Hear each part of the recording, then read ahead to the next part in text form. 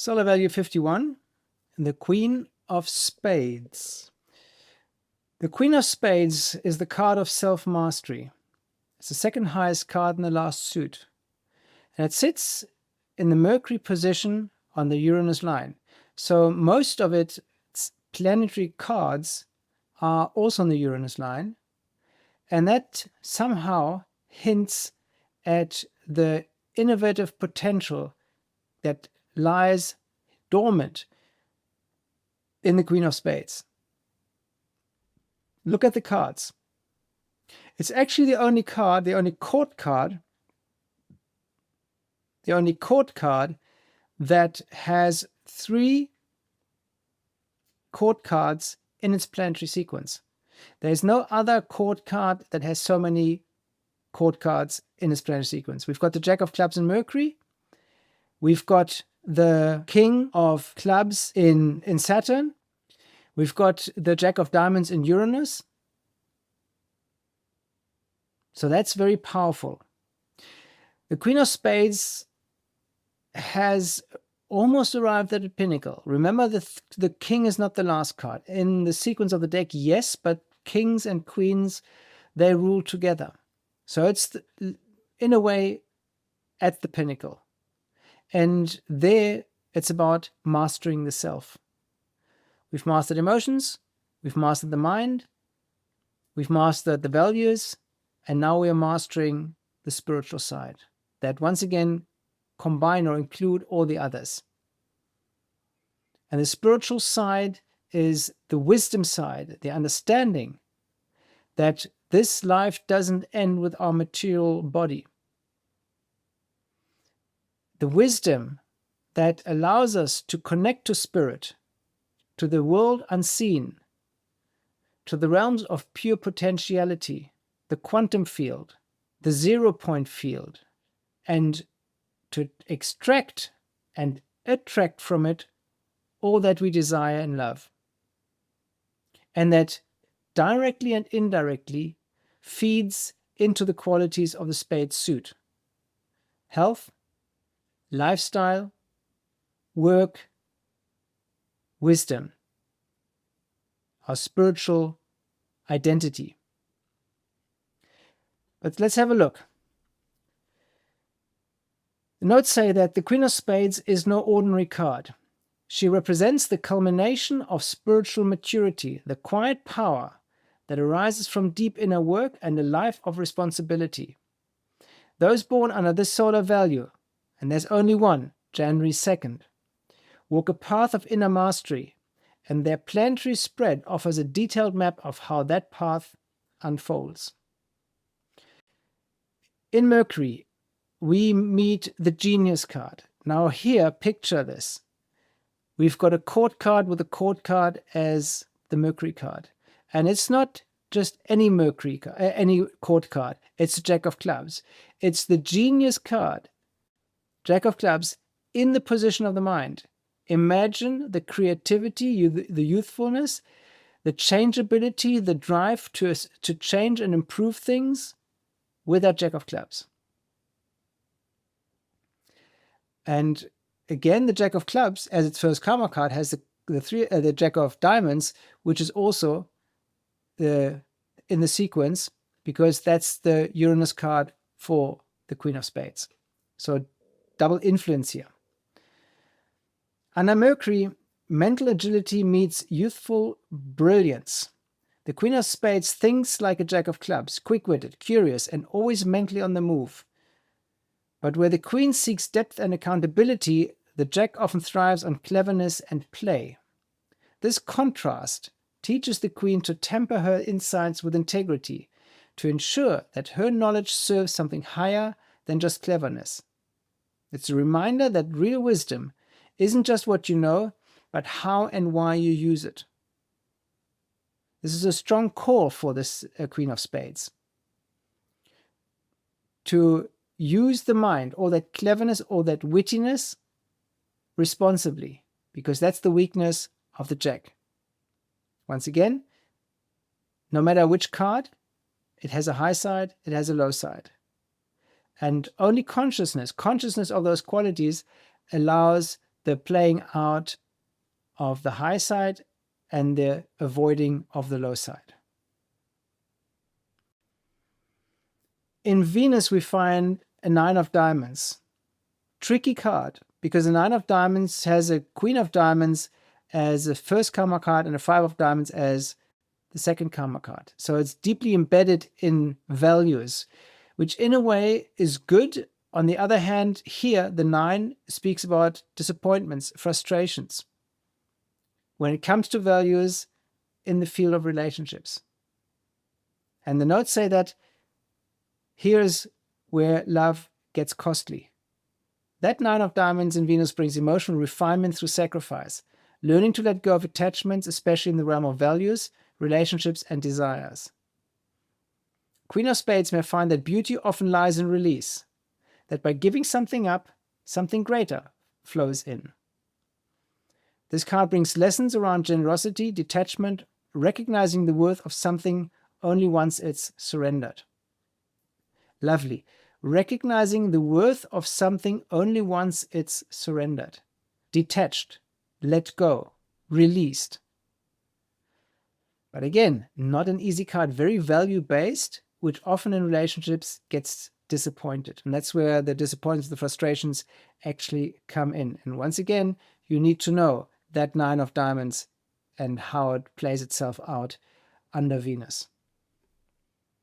In Mars, we find the card of faith, and that's the 7 of Spades. This is spiritual discipline in action.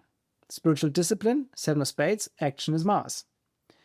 The 7 of Spades in Mars asks for balance in work, health, and purpose.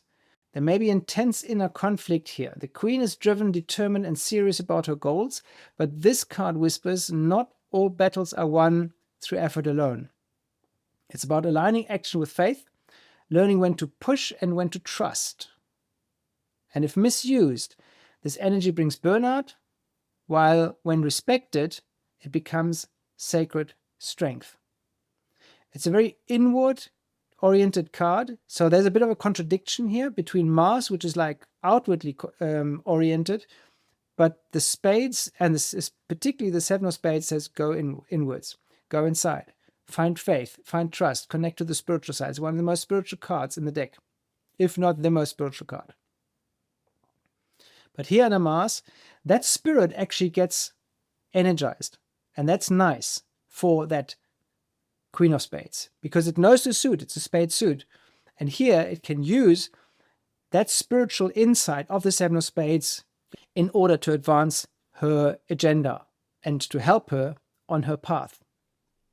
Lovely 7 of Spades here. It's interesting. I like this because it almost looked like, oh, now we've got this internal card and the energy is more outwardly directed. But once again, consciousness takes both elements and makes the most of it, makes the best of it. And that is actually driving that Queen of Spades. Tremendous strength, which is Mars, in faith, which is 7 of Spades. Because it needs a faith.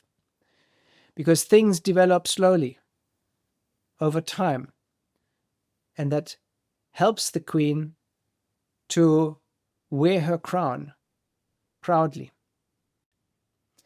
In Jupiter, we find an interesting card because here the expansion and the growth comes through cooperation on the mental side, the 2 of Clubs. And that's a mind that thrives through intelligent exchange. And that Queen of Spades benefits enormously from collaborative thought because the 2 of Clubs is a psychologist card. It's the card of partnerships based on shared mental values and open and honest communication. So the Queen, being the second highest card, actually needs someone that it can exchange ideas with, that it can partner with, and exchange ideas and thoughts and wisdom with that partner. 2 of Clubs. 2 of Clubs also are very sharp people because they've got a King of Clubs in Mercury and they've got an Ace of Spades as their first karma card. Not exactly cooperative, but here under Jupiter, the Queen of Spades benefits greatly from intellectual partnerships. But there's also a warning. Choose your conversational partners wisely. When the queen finds allies who match her intellectual standards, she thrives, not as a loner, but as part of a visionary duo. And again, that prepares her for the union with the King of Spades. And who knows, maybe her partner is a King of Spades. January 1st and January 2nd. It gets lonely there at the top of the spade suit. Not many birthdays, actually very few. And very strong energy. Energy that very few people can handle. This, I wouldn't say gets better. Doesn't get better, doesn't get worse. But under Saturn, we find the King of Clubs. And here it says, this is the court challenge and ultimate mastery. The King of Clubs in Saturn demands that the Queen of Spades step into full mental maturity, which in a way she has developed in conjunction or through that Two of Clubs in Jupiter. That's the period preceding, that's from 39 to 52. So age 52, the Queen of Spades moves into the Saturn period, encounters the King of Clubs, and now it's about ultimate mastery, mental maturity. No shortcuts, no excuses. She's asked to be the authority, not just on facts, but on truth. And this card is about responsible thinking, mentorship, and standing firmly in what one knows to be right, especially when it's difficult. If she rises to it, she becomes a guide for others, a source of wisdom under pressure.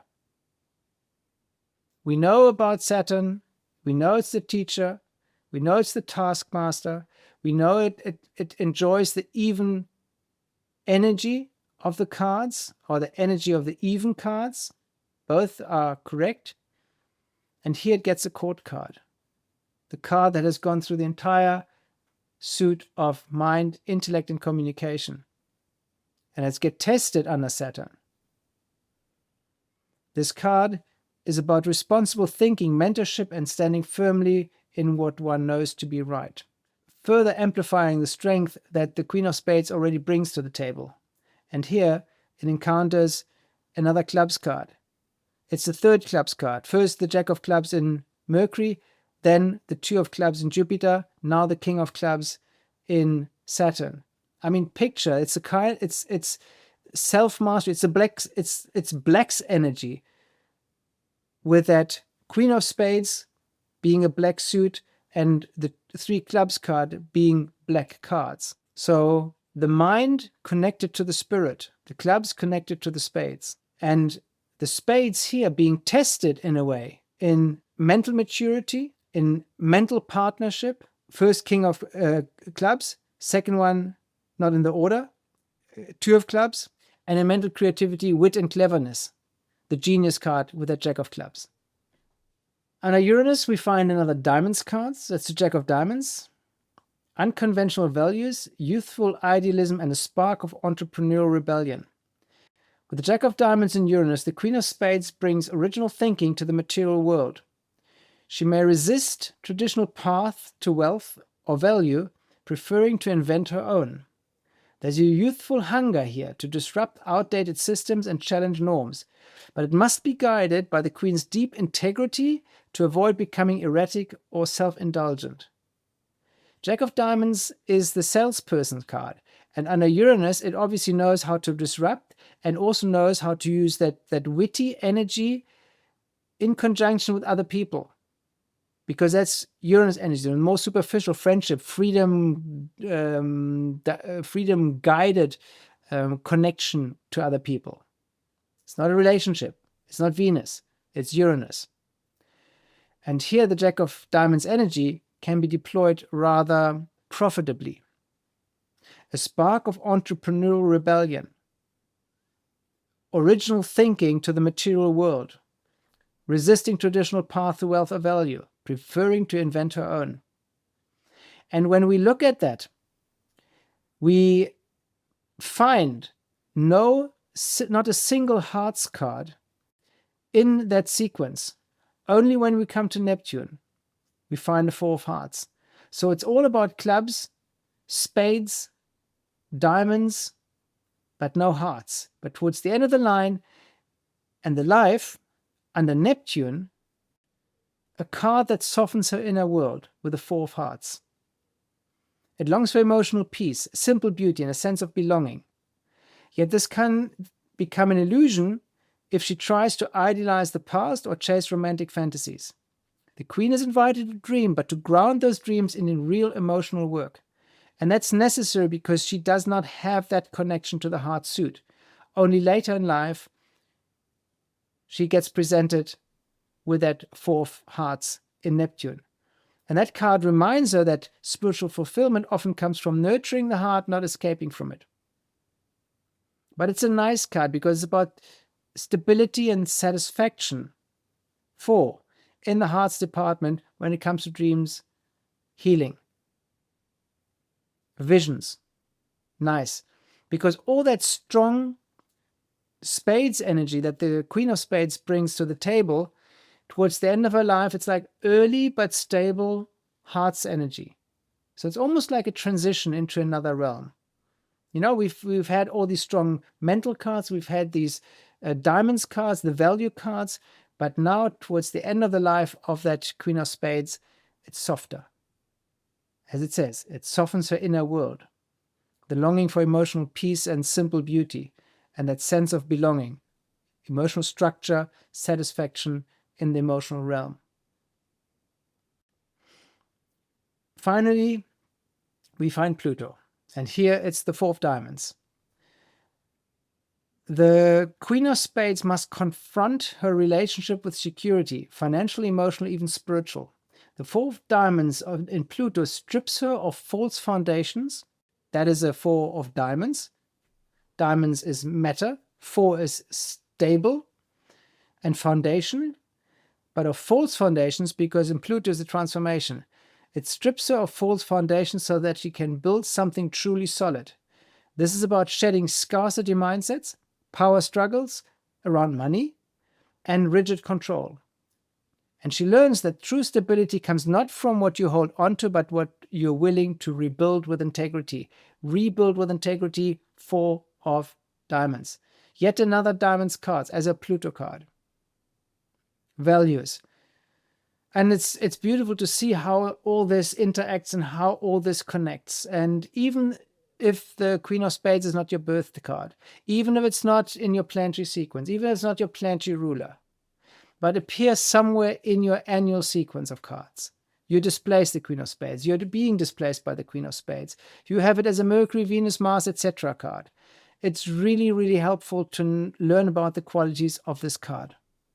It really is the second highest card, a very, very powerful card. And once again, there is not a single court card that has 3 court cards in its sequence.